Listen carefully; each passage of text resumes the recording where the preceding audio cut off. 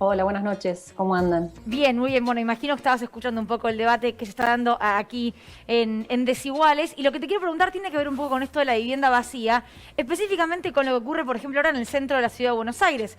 Algo que ocurre a nivel mundial, de todas maneras, ¿no? La pandemia, barrios o zonas de determinadas ciudades que tenían muchas oficinas o mucho movimiento bancario, mucho movimiento a nivel diario en la semana y que hoy están prácticamente muertas.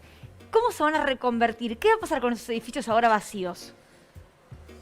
Bueno, ahora se planteó el debate un poco más agudo, porque como lo decís, después de un año de vaciamiento de los centros, diversos gobiernos en ciudades de Argentina, en ciudades de todo el mundo, se están planteando qué hacer con todo ese parque que va a quedar ocioso y que seguramente una parte importante no vuelva a tener la misma actividad que tenía.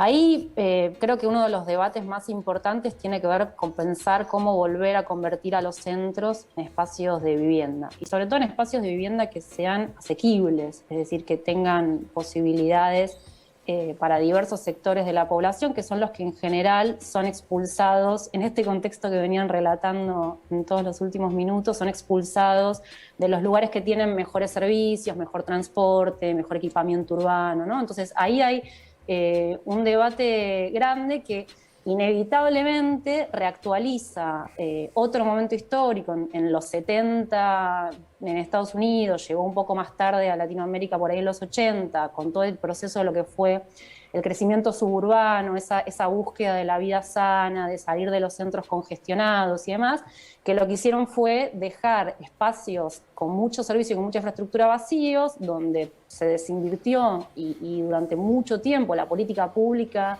no miró o no se preocupó por que esos lugares tuvieran condiciones de habitabilidad, los precios del suelo bajaron y inevitablemente los desarrolladores pusieron el ojo porque cuando el suelo está bajo y lo mejorás, podés sacar una diferencia significativa. Bueno, esos procesos ya pasaron y entonces ahora con esto que fue un vaciamiento muy inesperado, porque la pandemia aparte de ser intempestiva fue masiva, vuelve a reactualizar la discusión de cómo hacemos para que los centros de las ciudades vuelvan a tener vivienda, pero lo tengan en condiciones de asequibilidad y que sobre todo permitan, por ejemplo, mejorar estas condiciones de viviendas en alquiler para sectores medios o sectores bajos, que tengan y que por ahí promuevan comercio de cercanía, es decir, que también los alquileres comerciales permitan que Pero eso trabajen. Guadalupe, ¿cómo te va? Buenas noches. Me imagino que implica ponerle un freno al desarrollo inmobiliario más especulativo, digamos, ¿no? Porque tomar esa decisión, reformulo la pregunta, desde la planificación urbana, ¿se puede colaborar en el acceso a la vivienda, sea alquiler o sea compra? Totalmente. ¿Y El de qué rol de la manera? planificación urbana, el rol de la planificación urbana básicamente es definir cómo se usa el espacio urbano. El espacio en un sentido mucho más amplio, no solo el urbano, pero cuando hablamos de las ciudades, el rol de la planificación es establecer las normas, los criterios y las políticas que determinan qué hace quién en qué lugar del espacio. Entonces, la planificación tiene diversos instrumentos para poder intervenir en el mercado del suelo.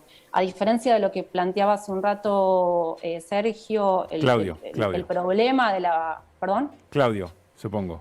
Claudio, perdón. El problema de la valorización de la vivienda no es la construcción. La construcción puede sufrir unas mínimas variaciones, pero lo que está aumentando exponencialmente en las últimas décadas es el suelo.